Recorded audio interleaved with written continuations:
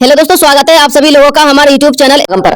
साथियों, आज का ये वीडियो राजस्थान के सभी पेंशनधारियों के लिए बेहद खास तथा महत्वपूर्ण रहेगा, क्योंकि दोस्तों आज के इस वीडियो में राजस्थान के जितने भी पेंशनधारी है ना, जिनकी 2 से लेकर 3 महीने तक की पेंशन बकाया चल रही थी, उन सभी के लिए एक खास और महत्वपूर्ण अपडेट है। साथियों, आप लोगों का 2 से लेकर 3 महीने तक का जो इंतजार है अब वो समाप्त हो चुका है, क्योंकि साथियों विभाग के माध्यम से अपडेट आई है और राजस्थान के ऐसे जिले जिनके अंतर्गत पेंशनधारियों की पेंशन आ चुकी है, उन सभी जिलों का आपको यहाँ पर डिटेल देने वाला हूँ। यानी कि ऐसे कौन कौन से जिले हैं जिनकी पेंशन ट्रांसफर हो चुकी है और ऐसे कौन कौन से जिले हैं जिनके पेंशनधारकों को अभी तक पेंशन का पैसा नहीं मिला है और उनको कब तक पेंशन का पेमेंट मिल जाएगा, वो संपूर्ण डिटेल आपको इस वीडियो में देखने को मिलेगी। साथ में दोस्तों पेंशन अवधि तथा बकाया पेंशन की कुछ महत्वपूर्ण अपडेट भी आपको इसमें बताऊंगा। तो दोस्तों वीडियो में अंत तक बने रहना और एक एक स्टेप को आपको अच्छी प्रकार से समझना है, ताकि साथियों आपको पूरा डिटेल अच्छी प्रकार से समझ में आ जाए। तो चलिए दोस्तों वीडियो को शुरू करते हैं, एक एक स्टेप को अच्छी प्रकार से समझ लेते हैं। साथ ही यदि आप एक सामाजिक सुरक्षा पेंशनधारी हैं, अर्थात वृद्धा पेंशनधारी, विधवा पेंशनधारी या दिव्यांग श्रेणी के अंतर्गत आते हैं, तो दोस्तों सबसे पहले तो आप लोग ये समझ लीजिएगा ऐसे कौन कौन सी श्रेणी है जिनको यहाँ पर प्राथमिकता दी गई है। तो साथ ही दिव्यांग श्रेणी के जितने भी पेंशनधारी है उनको यहाँ पर प्राथमिकता दी गई है।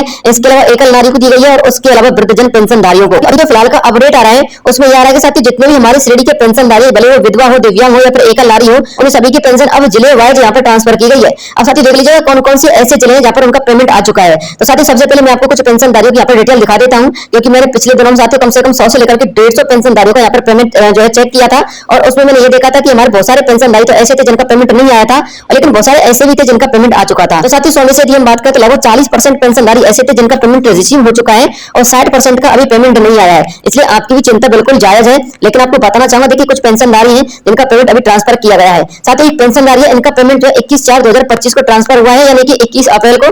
और साथ ही खाके मूल निवासी वो आप लोग यहाँ पर देख लीजिएगा, ये भरतपुर डिस्ट्रिक्ट के मूल निवासी है, यानी कि साथ ही भरतपुर जिले के जितने भी हमारे पेंशनधारी हैं उन सभी की पेंशन ट्रांसफर हो चुकी है। इसके अलावा साथ ही एक और हमारे पेंशनधारी है, उनका भी मैं आपको यहाँ पर अपडेट दिखा दे रहा हूँ। साथ ही इनको ये जो पेंशन प्राप्त हुई है वो साथ ही 17 अप्रैल को प्राप्त हुई है और साथ ही ये भी हमारे पेंशनधारी भरतपुर जिले के ही बिलोंग करते हैं। इसके अलावा साथ ही एक और हमारे पेंशनधारी है जिनका यहाँ पर आप लोग अपडेट चेकआउट कीजिएगा। ये साथ ही जो पेंशनधारी है इनको भी 17 तारीख को प्राप्त हुई थी, लेकिन साथ ही हनुमानगढ़ के पेंशनधारी है, यानी कि हनुमानगढ़ के पेंशनधारियों का भी पेमेंट अब प्राप्त होना शुरू हो चुका है।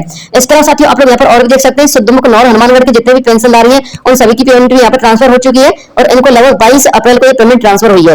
और साथ ही मैं आपको इन सभी का डिटेल बता करके क्या स्पष्ट करना चाहता हूँ वो देख लीजिए। और इसके अलावा आप लोग एक अपडेट और देखिए, यहाँ पर एक हनुमानगढ़ के और पेंशनधारी है, इनका भी आप लोग यहाँ पर चेकआउट कर सकते हैं और साथ ही इनको जो पेंशन प्राप्त हुई वो 17 तारीख को प्राप्त हुई है। इसके अलावा साथियों आप लोग एक और चेकआउट कीजिएगा, ये साथियों दादिया ब्रांच के पेंशनधारी है, यानी कि अजमेर से बिलोंग करते हैं और इनको भी 17 तारीख को जो है पेंशन प्राप्त हुई थी। और साथ ही मैं आपको स्पष्ट तौर पर बताना चाहूँ तो लगभग 100 में से 40% पेंशनधारी तो ऐसे हैं जिनको पेंशन प्राप्त हो चुकी है और 60% पेंशनधारी ऐसे जिनको पेमेंट नहीं आया। तो साथ ही जो 40% पेंशनधारी है वो कौन कौन से जिले से बिलोंग करते हैं वो देख लीजिएगा। साथियों मैंने लगभग 100 से लेकर के 150 पेंशनधारी को यहाँ पर अमाउंट चेक किया था और साथियों उसमें मैंने एक पर्टिकुलर विशेषता देखी थी। देखिए साथियों जैसे कि आप किसी भी जिले से बिलोंग करते हैं या फिर आप अजमेर से बिलोंग करते हैं, बाड़मेर से, भरतपुर से, करौली से, तो साथियों उसमें हमने ये पाया था कि यदि आपके जिले का अक्षर एम से पहले पे आता है, यानी कि जिन जिन जिलों का जो प्राथमिक अक्षर है, जैसे कि अलवर से तो आता है ए और भरतपुर से आता है वी, अजमेर से भी ए आता है और भरतपुर से आपका बाड़मेर भी आता है, सॉरी बी से आपका बाड़मेर भी आता है, यानी कि ए से लेकर के एम तक के जितने भी हमारे जिलों के पेंशनधारी हैं सभी की अधिकांश पे लगभग पेंशन ट्रांसफर हो चुकी है। और साथ ही जो एम से लेकर जेड तक के नाम से शुरू होने वाले जिले हैं उन सभी की पेंशन अभी बकाया चल रही है।